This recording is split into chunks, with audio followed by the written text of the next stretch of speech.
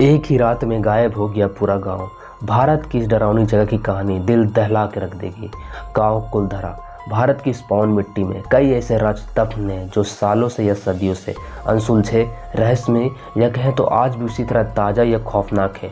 और जिसने भी इसे सुलझाने का प्रयास किया उसकी रहस्यमय तरीके से मौत हो गई या खुद उलझ के रह गए। ऐसा ही एक राज राजस्थान के जैसलमेर जिले के कुलधरा गांव में भी दफन है। ये गांव लगभग 200 साल से सुनसान पड़ा है। एक ऐसा गांव जो रातों रात वीरान हो गया और सालों से लोग आज तक नहीं समझ पाए कि इस गांव के वीरान होने का राज क्या था। कुलधरा गांव के वीरान होने को लेकर एक अजीब सा रहस्य है। दरअसल कुलधरा की कहानी शुरू हुई थी आज से लगभग 200 साल पहले, जब कुलधरा गांव खंडर नहीं था बल्कि आसपास के 84 गांव पालीवाल ब्राह्मणों से आबाद हुआ करता था। लेकिन फिर कुलधरा गांव को किसी की बुरी नज़र लग गई। वो शख्स था रियासत का सुल्तान सालम सिंह। वो अय्याश किस्म का व्यक्ति था जिसकी नज़र गांव की एक खूबसूरत लड़की पर पड़ गई थी।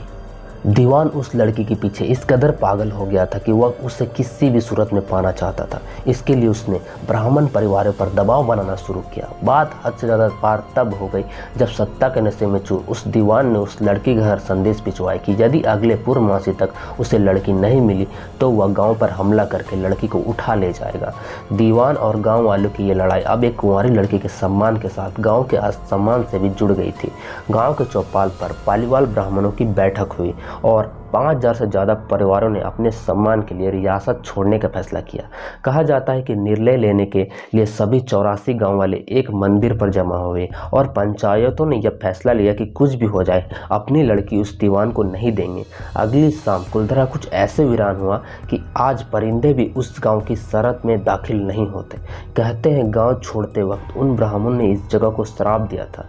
बदलते वक्त के साथ 82 गाँव तो दोबारा बन गए, लेकिन 2 गाँव कुलधरा और खाबा तमाम कोशिशों के बाद भी आज तक आबाद नहीं हुए हैं। ये गांव अब भारतीय पुरातत्व विभाग के संरक्षण में है, जिसे दिन के उजाले में घूमने आने वाले के लिए खोल दिया जाता है। कहते हैं यह गांव रूहानी ताकतों के कब्जे में है। टूरिस्ट प्लेस में बदल चुके कुलधरा गांव घूमने आने वालों के मुताबिक यहाँ रहने वाले पालीवाल ब्राह्मणों की आवाज़ आज भी सुनाई देती है। वहाँ ऐसा अनुभव होता है कि कोई आसपास चल रहा है। बाजार की चहल पहल की आवाज़ें आती है। महिलाओं के बातें करने, उनकी चूड़ियाँ और पायलों की आवाज़ हमेशा गूंजती है। प्रशासन ने इस गाँव की सरहद पर एक फाटक बनवा दिया है जिसके पार दिन में तो सैलानी घूमने आते रहते हैं, लेकिन रात में इस फाटक को पार करने की कोई हिम्मत नहीं करता। कुलधरा गांव में एक मंदिर है जो आज भी श्राप से मुक्त है। एक बावड़ी भी है जो उस दौर में पीने का पानी का जरिया था। एक खामोश गलियारे में उतरती हुई कुछ सीढ़ियाँ भी है। कहते हैं शाम ढलने के बाद अक्सर यहाँ कुछ आवाज़ें सुनाई देती है। लोग मानते हैं कि वह आज 18वीं सदी की वह दर्द है जिसे पालीवाल ब्राह्मण गुजरे थे। गांव के कुछ मकान जहां रहस्यमय परछाई बनकर अक्सर नज़रों के सामने आ जाती है। दिन की रोशनी में सब कुछ इतिहास की किसी कहानी जैसा लगता है, लेकिन शाम ढलते ही कुलधरा के दरवाजे बंद हो जाते हैं और दिखाई देता है रूहानी ताकतों का एक रहस्यमय दुनिया। लोग कहते हैं कि रात के वक्त यहाँ जो भी आया वो हादसे का शिकार हो गया। मई 2023 में दिल्ली से भूत प्रेत व आत्माओं पर रिसर्च करने वाली पैरानॉर्मल सोसाइटी की टीम ने कुलधरा गाँव में रात बिताई। टीम ने माना यहाँ कुछ न कुछ अजीब जरूर है। शाम के वक्त उनका ड्रोन कैमरा आसमान से गांव की तस्वीरें ले रहा था, लेकिन उस बावड़ी के ऊपर आते हुए कैमरा हवा में घूमते हुए ज़मीन पर आ गिरा, जैसे वहाँ कोई था जिसे वह कैमरा यहाँ मंजूर नहीं हो। ये सच है कि कुलधरा से हजारों परिवारों का पलायन हुआ और ये भी सच है कि कुलधरा में आज भी राजस्थानी संस्कृति की झलक मिलती है। पैरानॉर्मल सोसाइटी के उपाध्यक्ष अंशुल शर्मा ने बताया कि हमारे पास एक डिवाइस है जिसका नाम घोस्ट बॉक्स है। इसके माध्यम से हम ऐसी जगहों पर रहने वाली आत्माओं से सवाल पूछते हैं। कुलधरा में उन्होंने ऐसा ही किया। वहाँ कुछ आवाज़ तो आई तो कुछ आत्माओं ने अपना नाम भी बताया।